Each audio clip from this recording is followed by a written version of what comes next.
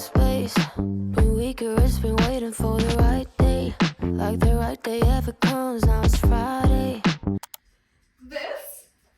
This is not a drill. It is October 27th, 2003. 9 years to the day since 1989 came out. I was 19 years old. I was just starting as a freshman in college, and oh god, Taylor's version just came out. I'm 9 songs in. I'm on Wildest Dreams. It's the best. And you know what?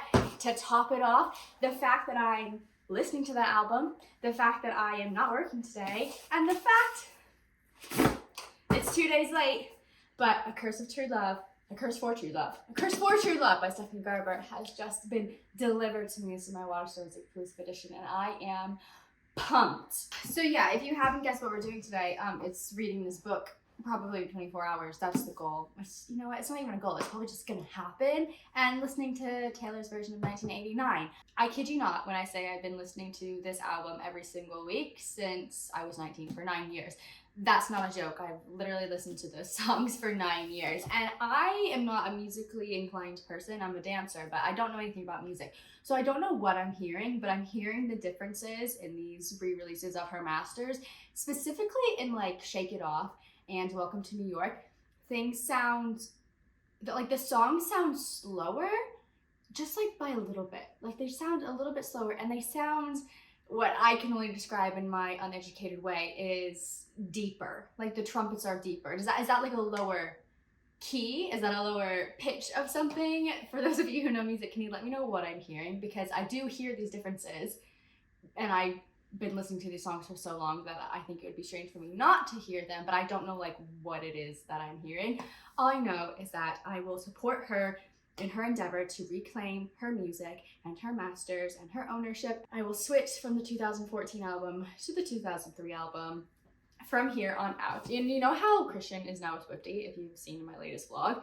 He's now a Swiftie. There's really no other way of saying it. He sends me videos of Taylor and Travis all the time, and it's the best. But I had a deep conversation with him where I was like, you need to stop listening to this music because, like, look, she has Speak Now already re-released. And he said, I need to get to know the old Taylor before I can listen to the new Taylor. And I was like, you know what, that's fair, because I've had Taylor for 17 years and you are just listening to her. So you need to enjoy her original tracks before understanding what is so amazing about the new releases with the vault. But anyway, I digress. I'm obsessed. Hi, my name is Ragan. Welcome to my YouTube channel where we talk about fantasy and fantasy romance, and I'm also a Swiftie. So let's jump right into A Curse for True Love. Here are my books. Here are my book babies from Stephanie Garber. And this is the first edition that I have for A Curse of True. I keep saying A Curse of True Love. A Curse for True Love. So let's see what she looks like with her matching editions. This one is Fairy Loot. So actually, these are all the Waterstones ones. Oh God, okay. You know, I am kind of OCD when it comes to rainbow. So like really, I wish this was done, but that was not the case. They look good together. They look great together. I don't like that the sticker is different on this one, but that's fine. These are all Waterstones exclusives. And then I hopefully am getting the Owl Crate, the Barnes, and is there another one? Oh, like the regular US edition as well, because you know, I'm crazy. Would you like to see which hidden dust jacket I got? I was less insane this time round. When Once Upon a Broken Heart came out, I was living in Bath, England, and I went to as many bookstores as possible with my pre-orders. Like I specifically bought pre-orders of this book from different bookshops in hopes that my hidden dust jacket would be different, like with the shipments. And I ended up getting 4 editions, and I think 3 of them were the same hidden item. And I'm less crazy now. I'm okay with just having my 1 hidden dust jacket because I don't have room to have an insane amount of the same book. But my edition is the dagger. I really am not fussed. No, yeah, I think I would have liked the apple, but I'm okay with the dagger. It really makes no difference to me. Okay, I want to send a picture of my book to my friend Brittany from Brother Apple here on YouTube because we're both obsessed, and then we're gonna start reading.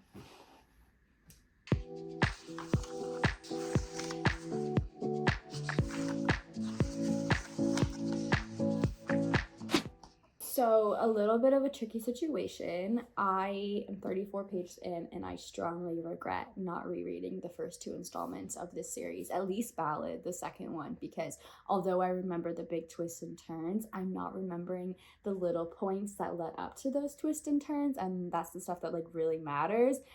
It's taken me an hour to get this far, so I need to read a summary online of what happened in the last book at least. I really am not happy with myself because this is supposed to be a 5-star read, and if it's not a 5-star because of my own fault, like that's ridiculous, and I'm gonna have to reread from the beginning of the series, which I don't really want to do. So Ragan, I hate when I do this to myself. I thought I could just go into it. A summary should help. It's 2 o'clock and I've done nothing but listen to this owl woman dance around my house. I should really read this book.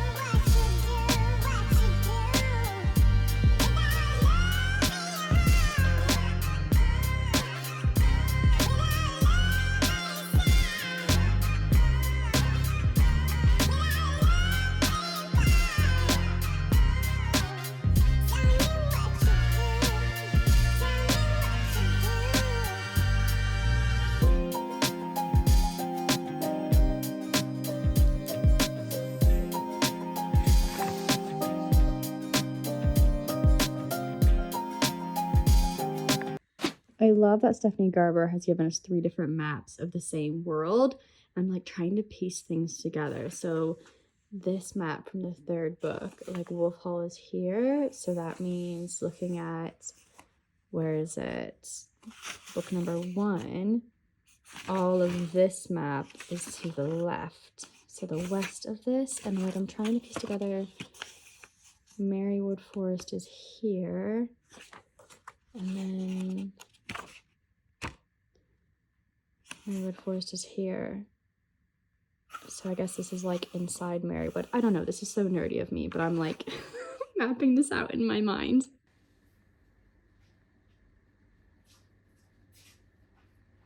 I've made myself very cozy with a warm coffee, Christian sweatpants, and my massive sweatshirt. And I usually don't like annotating my books. It wasn't until House of Sky and Breath that I actually annotated a book. But even though this is a signed exclusive edition, I just like want to get all of my thoughts out while I'm reading it for the first time. And I just know I'm going to have multiple editions of this book. I just know I will buy more. So I'm just enjoying the process of marking it up, all my colored highlighters.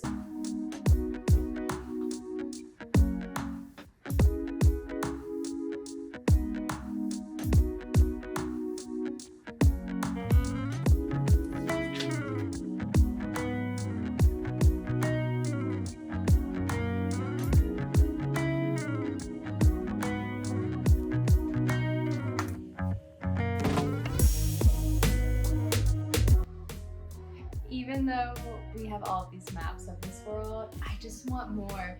Evangeline is going into the 4 main gardens of Wolf Hall, and I would love a map of Wolf Hall itself. Just the gardens even. You have the sunken garden, the water garden, the flower garden, the ancient garden. Tucked away within each of these gardens are 4 minor gardens. The fairy garden, the moss garden, the secret garden, and the wishing garden. Stephanie Garber creates some whimsical worlds, and this is just the perfect example. I need a map. I need more maps.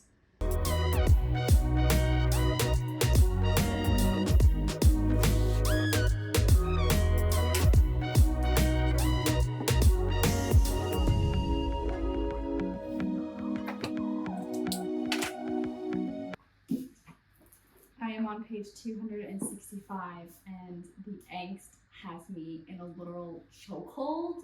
My favorite scene has been... grow up. Shh.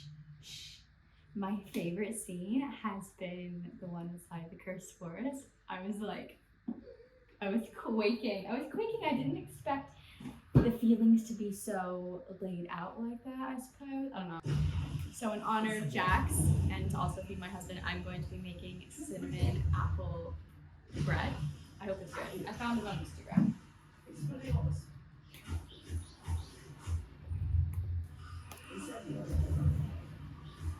Well, so much for my cake. Yeah, it does taste really nice, actually.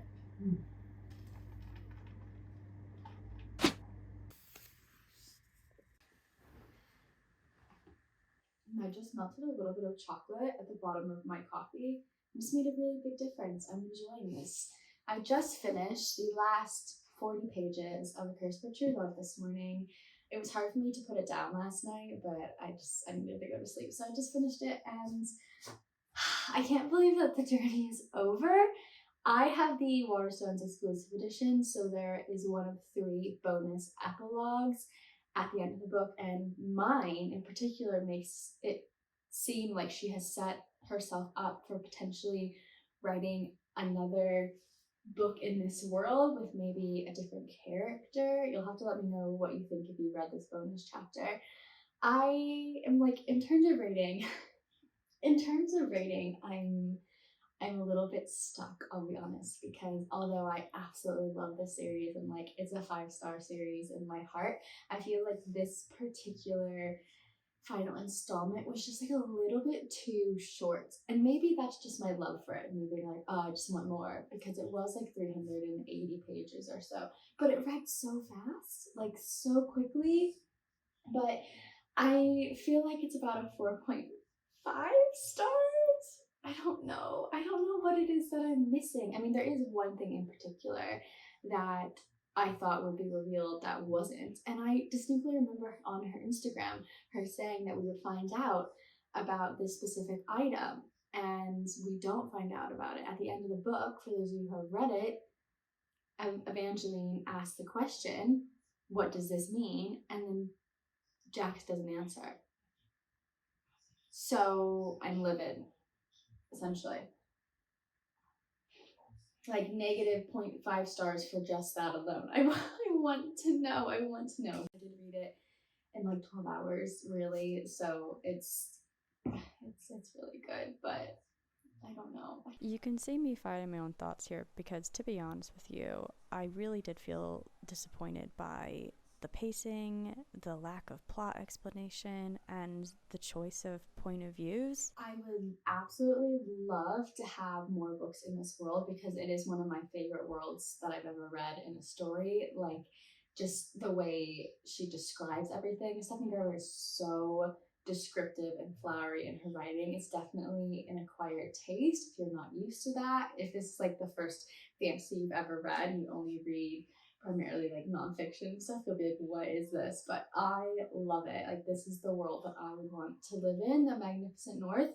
So I want to spend some time coloring the maps and definitely need to do a reread of all the books, starting with Caraval, and just read all 6 of them in this world. And I think, if I'm not mistaken, that perhaps we will get another book in this world. I would love to learn more about the Valors. I would love to learn more about Lala. Basically, any of the characters I would take a story of. All of the fates, all of it. I hope that she never stops writing. But anyway, that's kind of all I have to say. Thanks for spending the day with me, listening to T Swift and reading about our favorite villains. If you made it to the end of this video, thank you so much for watching. Drop an apple emoji down below if you know you know, and I will see you in another video very soon. Bye!